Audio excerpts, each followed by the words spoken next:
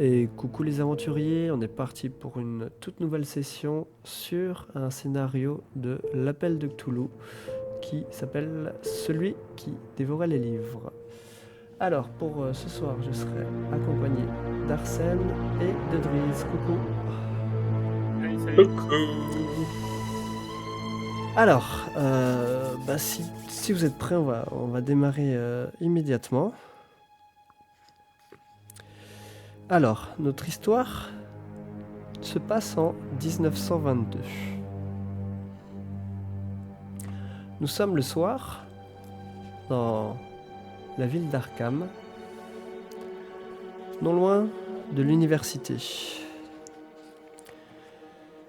Dans ces rues, on aperçoit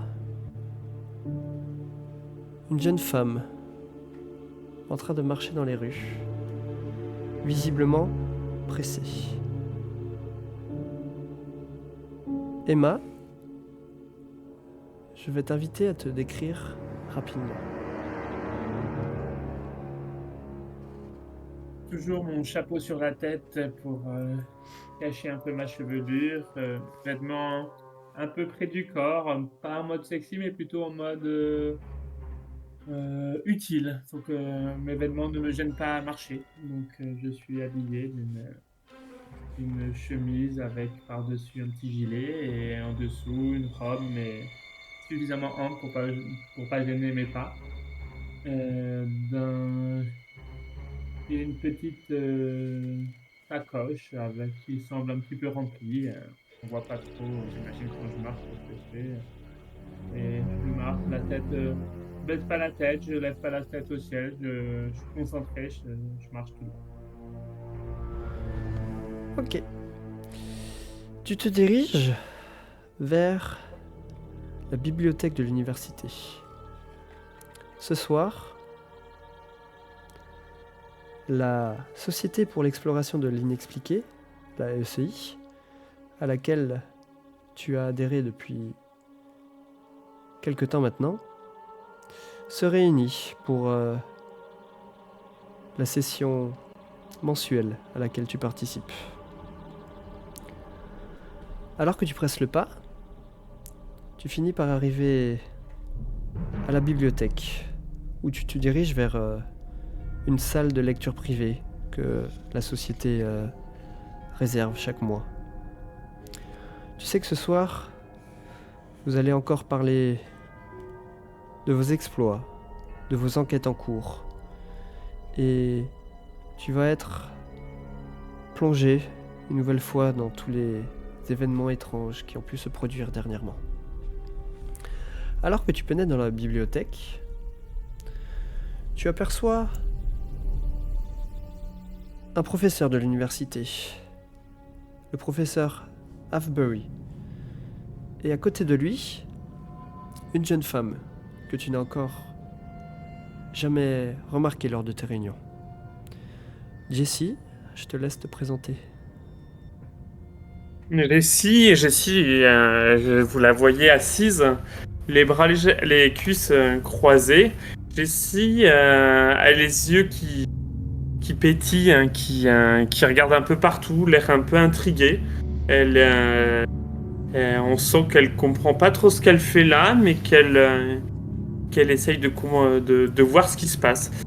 Quand vous l'observez d'un peu plus près, Jessie est habillée de manière un petit peu scolaire, qui pourrait ressembler à une chemise un peu saillante et une robe, une jupe pardon, à mi-cuisse, un petit sac à dos où elle a déjà sorti son petit calepin et un stylo, telle une étudiante chevronnée. Et vous découvrirez plus tard qu'elle a accompagné son professeur pour cette séance, et c'est pour ça qu'elle est à côté et qu'elle se sent en sécurité en restant à côté de son professeur, et qu'elle regarde et elle détaille et elle dévisage toutes les personnes qui rentrent dans la pièce et essaye de comprendre qui c'est et qu'est-ce qu'on va lui dire. Jessie, pour ceux qui ne la voient pas, et a la peau noire et a une chevelure un petit peu une coupe carrée avec des cheveux légèrement ondulés et un chapeau années 20 qui tombe sur ses cheveux et qui les cache à 3/4. Ok. Alors que tout le monde semble arriver, vous prenez place devant le pupitre où se tient le doyen. Il ouvre la séance avec le protocole classique et s'adresse à vous tous. Il vous dit: chers membres, nous avons été contactés par un dénommé Thomas Kimball, un habitant du Michigan. Il semble que quelqu'un soit entré chez lui par effraction pour dérober certains des livres préférés de son oncle. L'affaire est d'autant plus étrange que ce dit oncle en question s'est volatilisé sans laisser de traces il y a 1 an de cela. Monsieur Kimball souhaiterait que nous retrouvions le voleur et, si possible, récupérant les livres par la même occasion. Il nous a demandé aussi d'enquêter sur la disparition de son parent afin de savoir s'il est toujours en vie.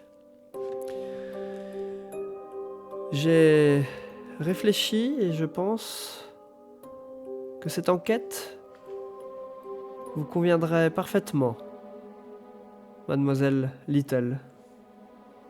Et tu vois Emma qui s'adresse à toi. Oh! Ouais, je suis un peu ému, ça se voit, un petit côté étonné d'avoir une tâche aussi importante. C'est pas souvent qu'on me donne une enquête, l'exclusivité d'une enquête, mais je vois que mes qualités ont été reconnues, donc bien, sire. Vous êtes quelqu'un d'expérimenté maintenant. Vous n'êtes pas à votre première enquête.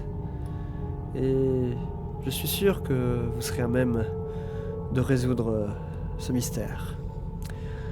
Et pour vous accompagner, nous allons vous joindre une jeune novice, Mademoiselle Williams. Et tu es assez surprise, Jessie, de te retrouver directement sous le feu des projecteurs. Comment réagis-tu ? Jessie serre son carnet à s'en faire un peu blanchir les doigts, le bout des doigts. Et ça se voit malgré ma peau un peu sombre. Je jette un petit regard apeuré et je juge tout de suite Emma pour essayer de comprendre est-ce que c'est quelqu'un qui va plutôt m'accompagner, m'aider ou pas. Je vois son air un peu surpris, je me dis que ça sera au moins un bon test pour savoir si cette assemblée, si je comprends cette assemblée ou si je me suis pas tombé comme une de multiples sectes que j'ai étudiées dans les années précédentes de mon cursus. Et je baisse les yeux. Ok. C'est un grand honneur que vous me faites là. Quelles sont les aptitudes de Jessie? Vous pouvez me parler directement. Quelles sont tes aptitudes?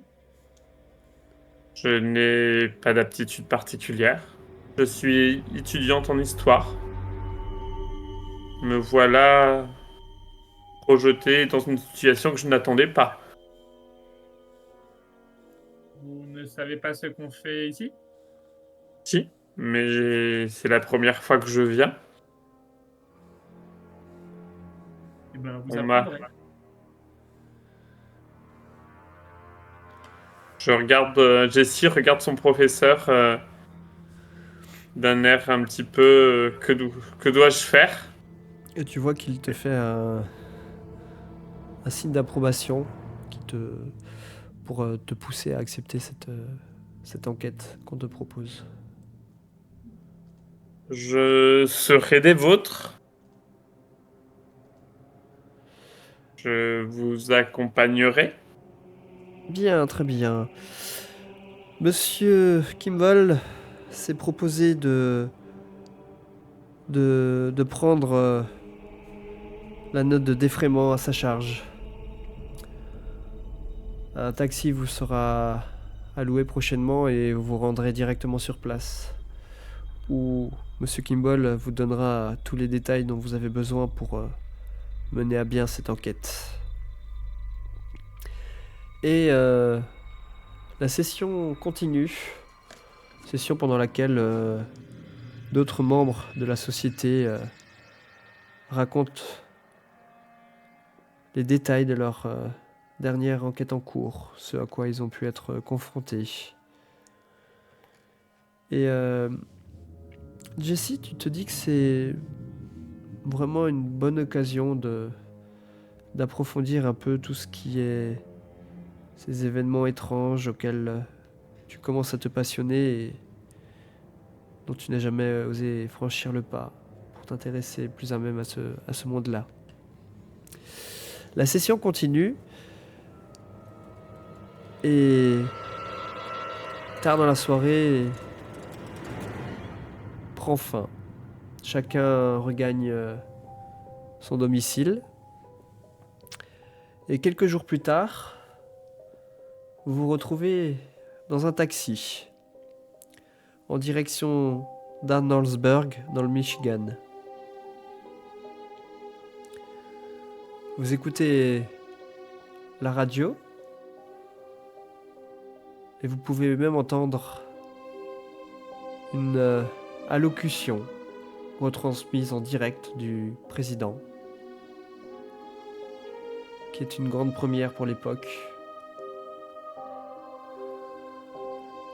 Et alors que la route vous emmène dans une petite ville assez modeste, où les maisons sont un peu éloignées les unes des autres, vous finissez par vous arrêter devant un modeste pavillon.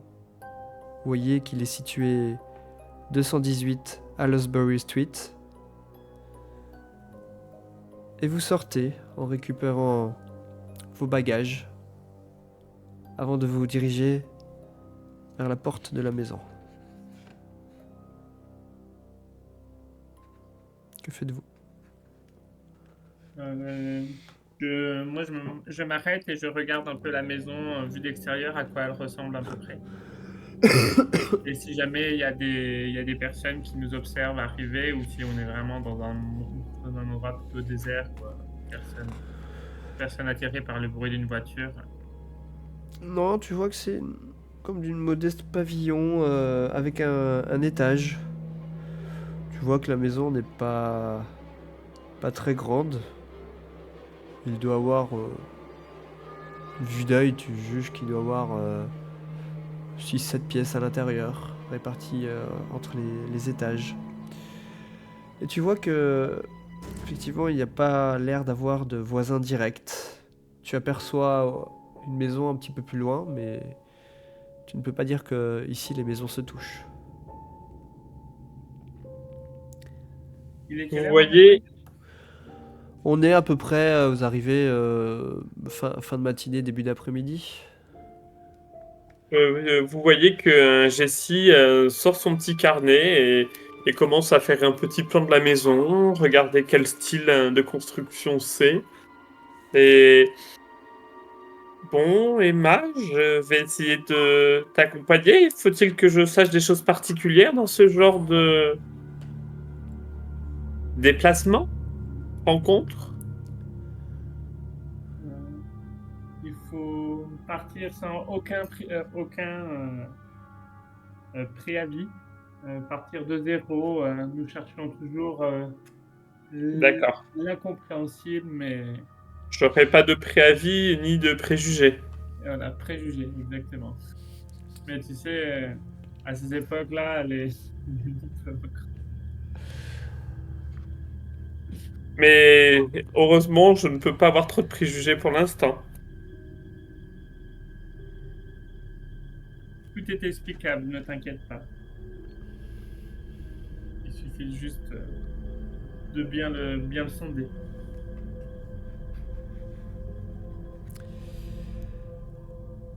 Alors que vous avancez vers le perron de la maison,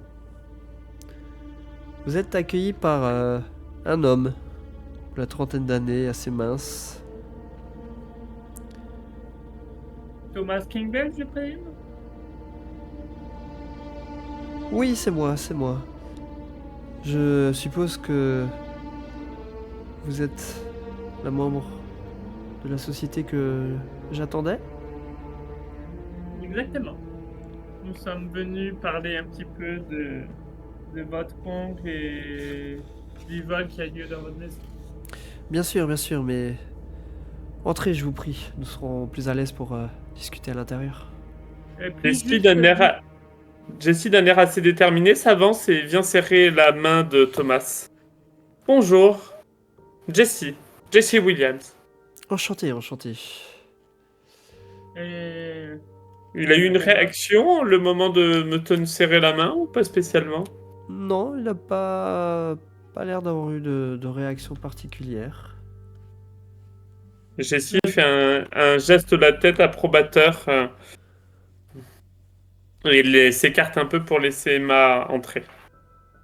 donc je disais que donc, est-ce que je peux vous prendre en photo comme ça, Jessie, il y aura un souvenir de ta première enquête. Et je me recule et je Ma sors mon foi, appareil photo pourquoi pas? et je prends une photo. Comme ça, j'ai une trace de la maison ainsi que du Thomas Kimball. Ok. Donc il vous invite à vous installer dans la cuisine qui est à gauche quand vous rentrez. Et il vous demande voulez-vous boire quelque chose? Un café ou quelque chose? Je venais d'en préparer un. Volontiers. Oh, si vous avez un petit thé des compagnies britanniques, cela me ferait grand plaisir. Il me semble que je dois avoir ça. Laissez-moi regarder un instant. Et tu vois qu'il cherche dans les placards. Il fait, ah, oui, tenez, c'est le dernier que j'ai. Vous avez de la chance. Et donc il vous sert à chacun une tasse avec une petite soucoupe et une cuillère. Et donc il commence à discuter. Donc, comme vous le savez sûrement, j'ai fait appel à votre société car quelqu'un est rentré chez moi par effraction il y a quelques jours de cela maintenant pour dérober certains livres de mon oncle. Mon oncle qui... Des gros livres ou des petits livres? Oh, c'est... Il y avait différentes tailles de livres, mais... Vous savez, mon oncle était quelqu'un d'obsédé par la littérature. Il a une collection impressionnante de livres. Et... Enfin, je vous montrerai son bureau tout à l'heure. Jessie est en train de continuer de noter plein de choses sur son carnet. Nombre intermédiaire de livres, tailles différentes. Pas très clair, point. Je n'ai pas porté plainte pour le vol de quelques livres. Cela n'est pas le genre d'enquête qui intéresse notre police locale. Mais sur le conseil d'un ami, j'ai fait appel à vos services et je suis prêt à vous payer 10 $. En plus, bien sûr, du défraiement que je prends à ma charge. Afin de savoir si la raison de ce vol est... Peut-être pourriez-vous en profiter pour enquêter sur la disparition de mon parent, savoir s'il est toujours en vie. 10 $ par personne? 10 $ en totalité. Juste en RP pour info, ça représente environ 240 $ actuels, ce qui est une somme colossale pour l'époque. Est-ce que vous pouvez nous avancer peut-être quelques pence si on a des dépenses à faire Oui, bien sûr, je couvrirai les frais si jamais il venait vous en arriver quelques-uns. C'est juste que j'ai pas un penny en poche et si je dois dépenser quelque chose, je serais très embêté. Emma, tu as quelque chose avec toi? Bien évidemment. Bon, excusez-moi. L'argent n'est pas un problème, ne vous en faites pas pour ça. Je peux même, si cela vous arrange, vous loger dans une des chambres inutilisées de la maison. J'ai une chambre d'amis où il y a 2 lits séparés qui, je pense, vous fera très bien l'affaire pour vous héberger le temps de l'enquête. Merci beaucoup Avec pour cette plaisir. proposition. Pouvez-vous nous parler un petit peu plus de votre oncle? Mon oncle, c'est un homme d'une 50aine d'années à peu près, presque chauve avec des cheveux blancs, de taille moyenne et portait des petites lunettes rondes qui le caractérisaient un petit peu. C'était un homme solitaire dont la seule passion était la lecture. J'ai appris qu'il lisait tout le temps. Il lisait dans son bureau, son lit. Il a même été surpris en train de lire à l'église pendant la messe, imaginez. Oh, Et Et je suppose que c'était pas la Bible. effectivement, ce n'était pas la Bible. Et à la surprise générale, il y a à peu près 5-6 ans de cela, il s'est même mis à lire dans le cimetière derrière, attenant à la maison. Il y passait ses journées. Il s'installait sur une pierre tombale et il lisait toute la journée, même des fois tard la nuit. C'était toujours la même pierre tombale? Je ne sais pas trop, c'est les dires du voisinage. Je n'habitais à l'époque pas cette maison. J'en ai en quelque sorte hérité depuis sa disparition il y a 1 an de cela maintenant. Et que pouvez-vous nous dire de sa disparition? Pas grand-chose, il a disparu du jour au lendemain en laissant vraiment tout en état dans la maison. Il n'y a pas d'affaire qui a disparu. Même sa collection de livres est restée sur place. C'est comme s'il une s'était évaporé, comme ça. une valise était manquante, pas de vêtements manquants. Rien, même son portefeuille, son argent, tout était resté dans la maison. Très bien. Et par rapport au vol, vous savez par où sont passés les voleurs? Je n'en ai pas la moindre idée, mais peut-être voudriez-vous aller voir la bibliothèque? Ça me paraît Oui. une bonne idée. Juste, avez-vous d'autres objets de valeur visibles qu'ils auraient pu emporter? Je n'ai pas vu qu'il manquait de quelques objets. Oui, mais est-ce que vous avez des objets de valeur visibles? Non, Et non, Jessie regarde autour d'elle. il n'y a rien de valeur ici. C'est, ma foi, une maison somme toute modeste. Pas d'argenterie. Non, non, rien de la sorte. Avez-vous l'impression que le voleur savait ce qu'il venait chercher ou a-t-il fouillé d'autres pièces? Non, je n'ai pas l'impression qu'il soit allé dans d'autres pièces de la maison. C'est comme s'il n'était venu que prendre des livres. Ma foi, c'est assez étrange. Très bien. Vous avez toujours le bruit du stylo sur le carnet qui note tout.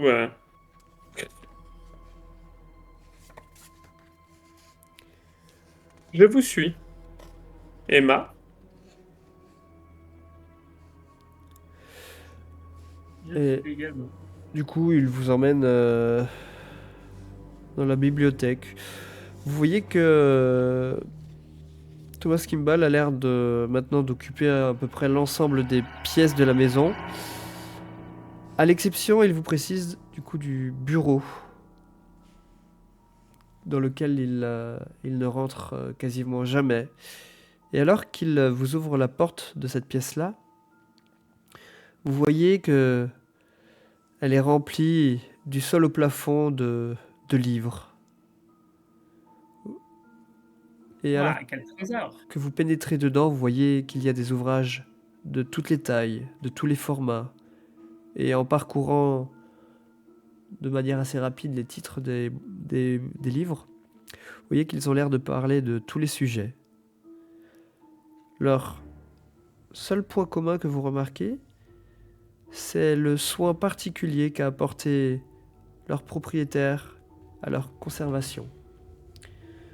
Ils sont bien empilés, bien rangés.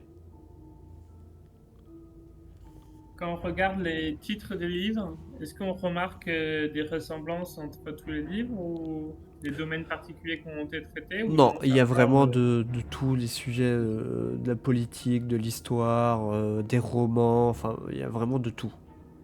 Est-ce qu'il y a des livres qui ont l'air plus lus que d'autres, qui auraient été peut-être un peu plus lus? Non, tu ne remarques rien de particulier à ce niveau-là. Ce que tu peux Est-ce qu'on remarquer, trouve un annuaire ou quelque chose sur le bureau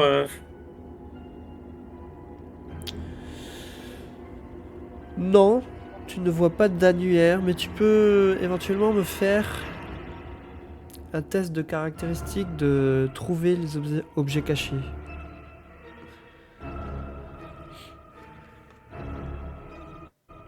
Donc tu peux lancer la compétence, voilà.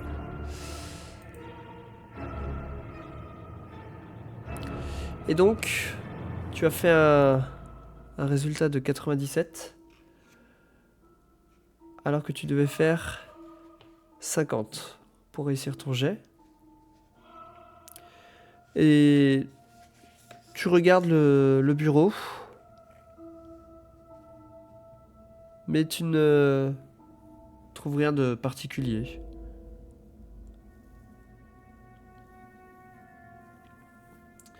Faites-vous quelque chose de particulier dans cette salle?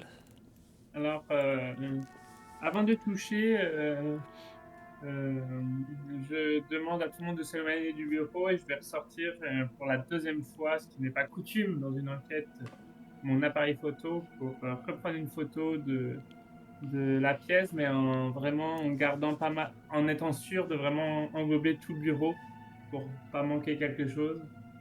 Et après, je regarde rapidement la pièce comme je l'ai déjà fait pour les lire, mais je me concentre ensuite sur le bureau pour essayer de regarder qu'est-ce qui est présent sur le bureau, est-ce qu'il y a des traces de poussière, de choses qui manqueraient particulièrement, et si jamais les tiroirs, Ok. ouverture des tiroirs. Juste au moment où tu prends ta photo, il y a Thomas Kimball qui était resté un petit peu dans l'encadrement de la porte, qui te dit il y a 6 ouvrages, si je ne dis pas de bêtises, qui ont disparu. Et il t'indique les différentes étagères sur lesquelles ils ont été retirés. Est-ce que vous connaissez le nom des ouvrages ou de quoi traiter ces ouvrages-là? Je ne connais pas les titres des livres volés. Et quand on regarde les 6 colonnes où ils étaient, est-ce que les livres dessous parlent de choses précises ou non, on remarque Non, il n'y a de... il y a pas vraiment de logique dans laquelle ont été rangés les livres. D'accord. C'est vraiment assez épars. Et si Tu on observe l'endroit remarques où ils- cependant qu'ils ont été retirés de leur étagère avec soin et que leur absence laisse un espace bien visible dans les rayonnages. Est-ce qu'on a l'impression qu'il y a d'autres livres qui ont été bougés ou vraiment les 6 livres ont été pris d'un coup? Non, a priori, vu le soin qui a été apporté pour les retirer, tu remarquerais s'il y aurait eu des livres qui ont été dérangés. Mais là, non, il y a vraiment que ces 6 livres qui ont disparu. Et on peut s'approcher du bureau et regarder s'il y a les tiroirs du bureau, ce qu'il y a dessous, s'il y a des notes, si on voit des morceaux de papier écrits ou des traces sur des traces en décalcomanie sur Alors. des feuilles. Emma, vu que tu m'as dit avant que tu t'approchais du bureau, je t'invite à faire à ton tour un test de trouver un objet caché.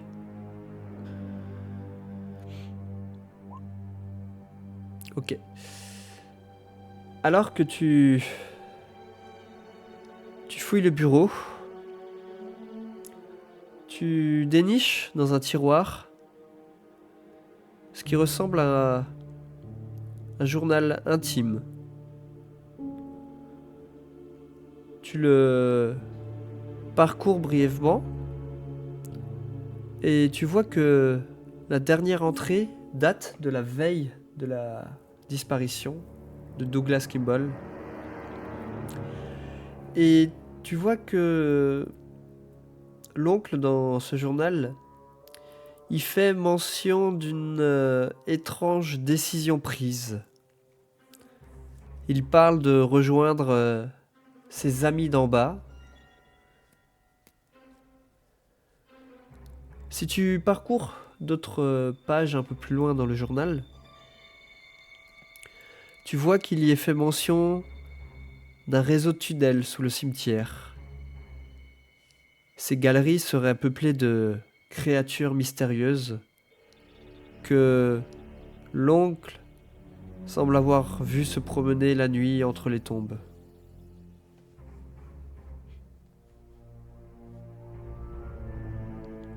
Est-ce qu'on a l'impression que le journal intime s'arrête brusquement ou il y avait comme un petit message des dieux je vais les rejoindre Bah, il y a la dernière entrée, c'est vraiment donc celle de la veille de la disparition, où il y fait mention vraiment de cette décision prise.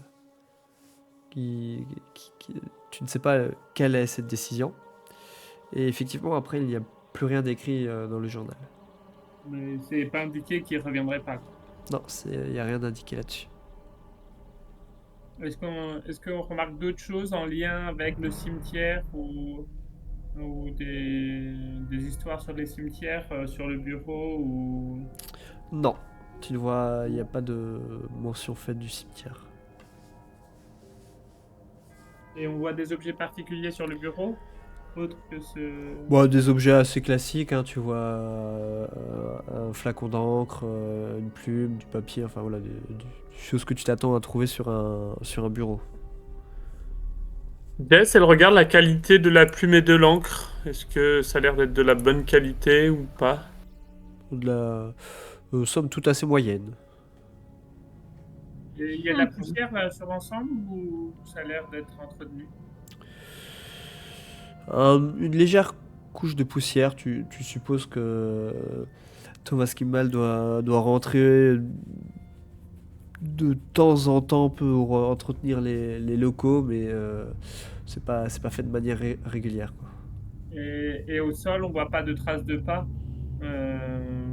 venant d'endroits un petit peu incongrus ou des traces de pas qui vont vers les 6 endroits où il manque des livres. Non, il n'y Alors que a les nôtres, aucune trace au sol, pas de terre, de boue, enfin quoi que ce soit, pas d'empreinte de pas, de... Et si on s'approche de la fenêtre, est-ce qu'on a l'impression qu'elle a été ouverte récemment? Alors que tu t'approches de la fenêtre, tu remarques que les fenêtres du bureau sont vieillissantes et que les forcer depuis l'extérieur ne demanderaient pas d'efforts spécifiques. Et une fois qu'on ouvre délicatement la fenêtre, est-ce qu'on a l'impression qu'on voit une marque sur le bois un peu vermoulu? Qui Il y a justifierait une qu'elle a été... petite éraflure sous une des fenêtres comme si elle avait été faite par quelque chose de dur, d'un peu solide qui aurait dérapé contre le mur et écaillé un petit peu la peinture. Mais tu ne vois pas d'autres traces. C'est donc Ouais. par là qu'il est rentré, notre mystérieux visiteur. Et il savait ce qu'il cherchait. Mhm. Emma, elle se retourne vers Thomas et lui demande savez-vous, la fenêtre était-elle ouverte quand vous avez retrouvé le bureau? Non, tout était comme nous l'avons trouvé Et quand nous avons est-ce qu'on en pénétré a tout à Mais- l'heure dans le bureau. Mais refermer sa fenêtre de l'extérieur est quelque chose de facile.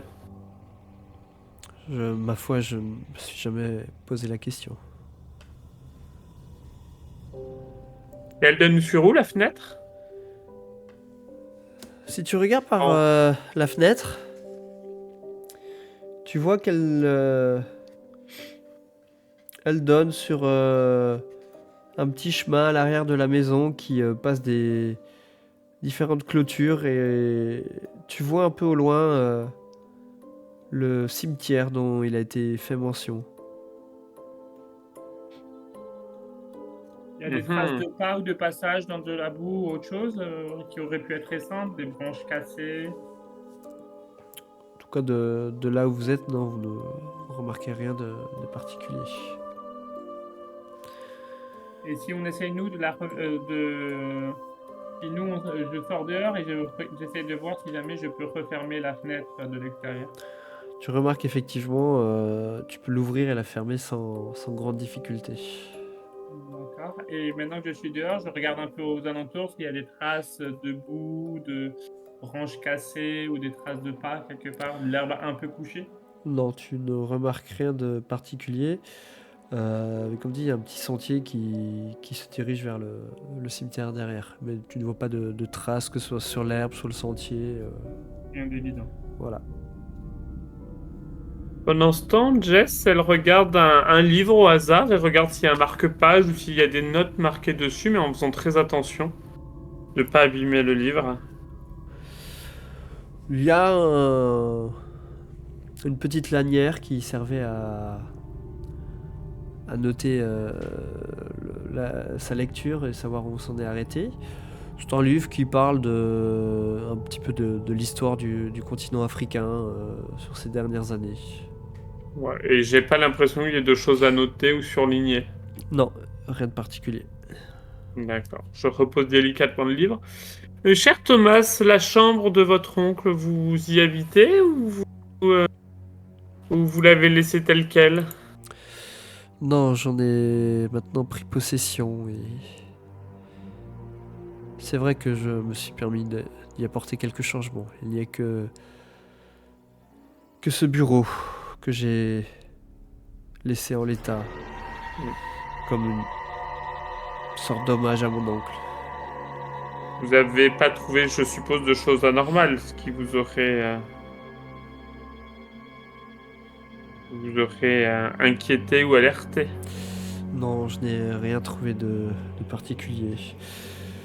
Mais peut-être, si vous voulez plus de détails, vous pourriez aller parler à la police.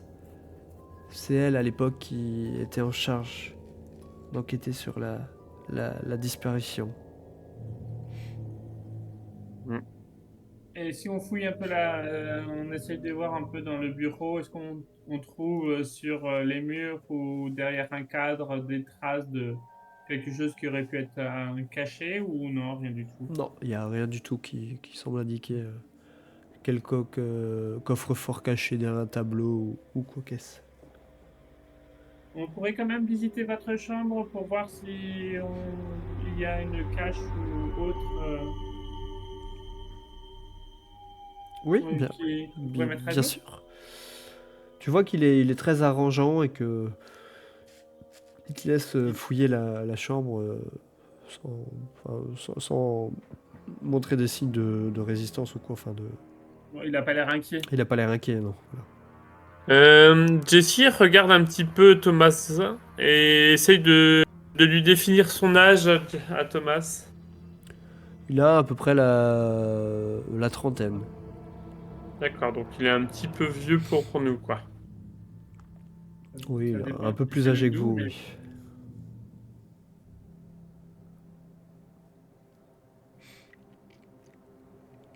Quoi, Bon, c'était- ben Jessie a pris plein de notes et continue de noter sur son carnet. Que souhaitez-vous faire à présent? J'aurais peut-être dû prendre un autre carnet. il va falloir que tu apprennes à garder que le nécessaire et l'intéressant et éviter de noter toutes les broutilles. Avec un petit clin d'œil. Eh Noter ben, est une habitude un peu inhérent à mon métier. c'est quoi votre métier? Quel est votre métier? Je suis futur historienne, madame. Hmm. Et vous travaillez sur quoi ces derniers temps? Je travaille sur l'architecture d'Arkham. Et c'est d'ailleurs là-dessus que je me suis retrouvé dans votre cercle. Vous aviez remarqué des choses intéressantes qui vivaient sous Arkham? Oh, la construction d'Arkham montre de nombreux mystères inhérents à cette ville et que je commence enfin à appréhender. Faudrait discuter avec mon professeur pour voir qui avait l'air de comprendre mes interrogations. Euh, je propose qu'on se dirige vers le poste de police pour les interroger sur ce qu'ils ont trouvé.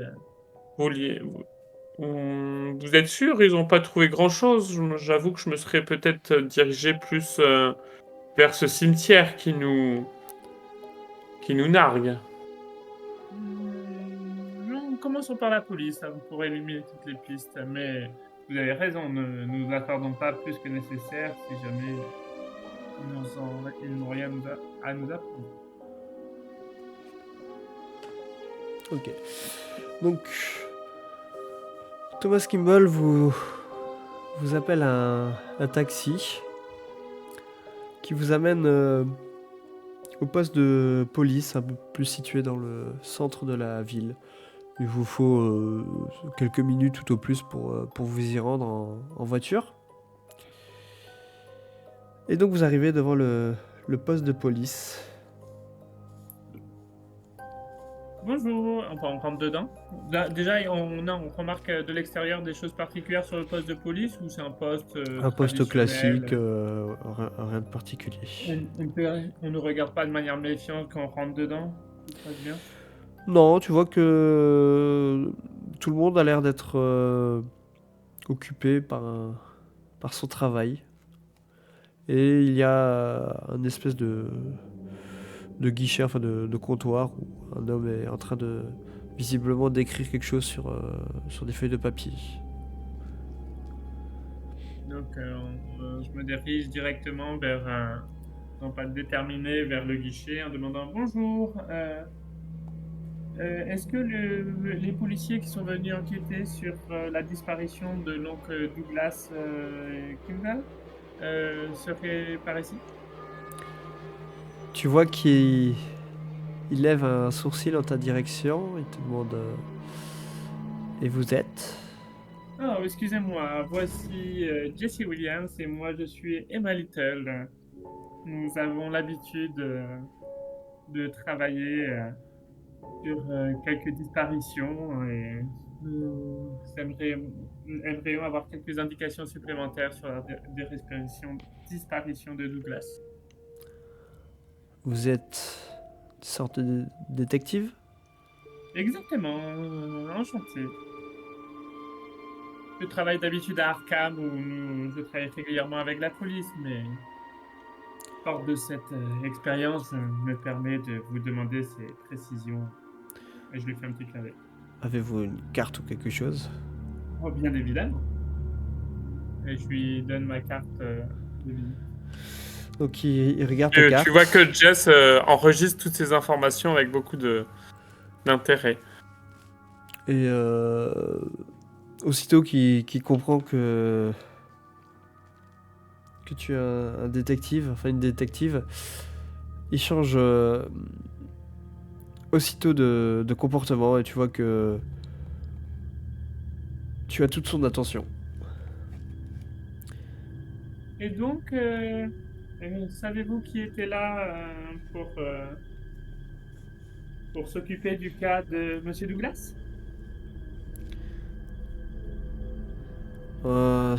Laissez-moi réfléchir.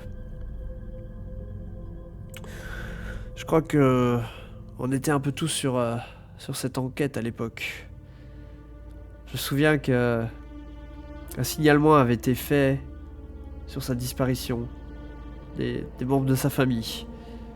Je me souviens que la photo du disparu avait largement circulé dans toute la ville. Mais on l'a jamais retrouvé. Ça avait fait grand bruit à l'époque. Tout le monde en a parlé pendant plusieurs semaines au moins. Et que C'était pouvez-vous quelqu'un nous dire d'après. sur vos avancées, sur vos découvertes sur sa disparition? Ma foi, on n'a rien trouvé. On s'est rendu à la maison, on a fouillé les lieux. On n'a trouvé aucun indice. Pas de traces, rien. Vous aviez une Et piste ou même pas? Aucune piste. Officiellement, il a juste été déclaré disparu. Sûrement un homme et qui au- a voulu changer de vie, qui est parti, je ne sais pas, rejoindre sa maîtresse ou quelque chose comme ça, si vous voulez mon avis. c'était quelqu'un de connu dans la région? Oh, pas très connu. De mémoire, c'était quelqu'un d'assez solitaire. On le voyait Ouais. à l'église le dimanche, mais sinon, mis à part ça, il se mêlait pas trop à la population d'ici. Il lui était pas connu d'amis ou de connaissances? Pas que je sache, non. Vous avez encore la photo qui circulait à l'époque?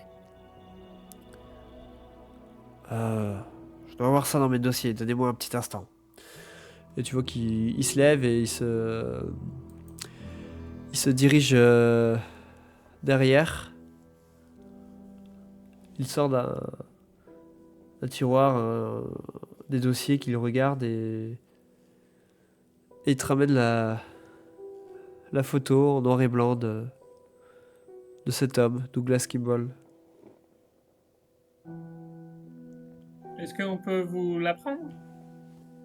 Ouais, bien sûr. On n'a plus vraiment l'utilité. Je la mets dans mes affaires. Avez-vous d'autres questions à poser, Jessie? Je crois que nous avons réussi à ne pas avoir beaucoup d'informations, mais une certitude, le mystère persiste. Avait-il des amis connus? Non, je vous l'ai dit, je ne lui connaissais pas quelconque amitié. Jessie a un petit sourire en coin et note la répétition de questions peut-elle partie d'une technique d'interrogatoire? Et je fais un petit sourire. Et vous savez si jamais il pouvait parler au prêtre? Il me semble pas. Il avait pas l'air d'être très concentré lors de la messe. On l'a Et déjà entre surpris en train de lire. Mais pas des textes bibliques, si vous voulez mon avis. Et entre nous, vous avez quelques... Est-ce que vous avez ouï dire de certaines rumeurs à son sujet ou rien que... Il paraît que il traînait dans le cimetière assez régulièrement. Il y passait ses journées. Assez étrange, vous ne trouvez pas? Voilà. Certes. Bon, chère Emma, je crois que monsieur a du travail. Et, et là, Emma te fusille du regard. Allez, allons-y.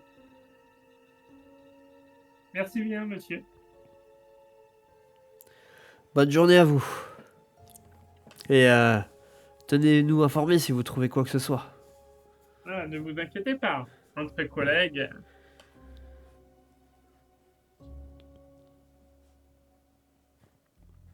Bon, ben, il nous reste plus qu'à retourner à la maison. J'avoue que je serais intéressé de voir ce cimetière. Nous avons fait chou blanc ou chou de blanc. L'ensemble de ces policiers était un peu blafard. ok. Et vous voyez que Jess est morte de rire intérieurement de son mauvais jeu de mots.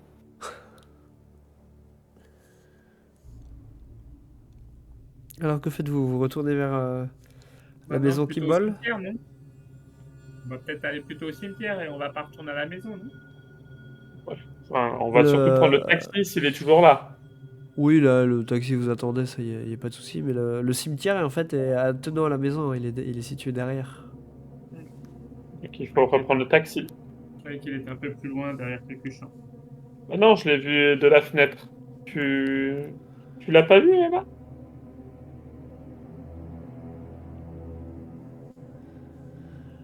Donc vous reprenez donc le taxi pour faire le chemin inverse.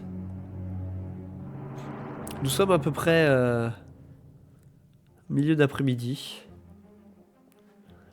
Le ciel commence à se griser un petit peu, mais n'a pas l'air plus menaçant que ça.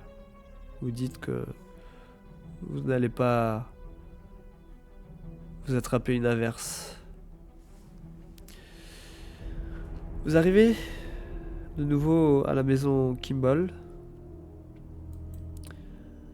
Et vous allez cette fois-ci faire directement le tour pour constater une petite barrière qui semble se diriger à travers une végétation assez abondante, bien que il semble être entretenu. Je crois que nous sommes sur les traces de Douglas. Au fur et à mesure que vous avancez, vous voyez de hauts buissons et de vieux arbres qui jalonnent l'espace entre les sépultures. C'est visiblement un endroit assez ancien. Est-ce qu'il y a des noms sur les sépultures qui nous interpellent? J'y arrive. Alors que vous avancez, vous apercevez à l'autre bout du cimetière un jardinier occupé à arracher des mauvaises herbes. Quand il vous voit de loin, il se retourne et vous salue de la main. Que Bien, faites-vous? bonjour. Comment vous êtes le jardinier du cimetière? Donc, vous vous dirigez vers lui. Il vous dit: Bonjour, je m'appelle Melodias. Melodias Jefferson. Et effectivement, je suis le jardinier qui s'occupe de ce cimetière. Et alors que vous entamez la discussion avec Melodias, je vous propose qu'on fasse une petite pause.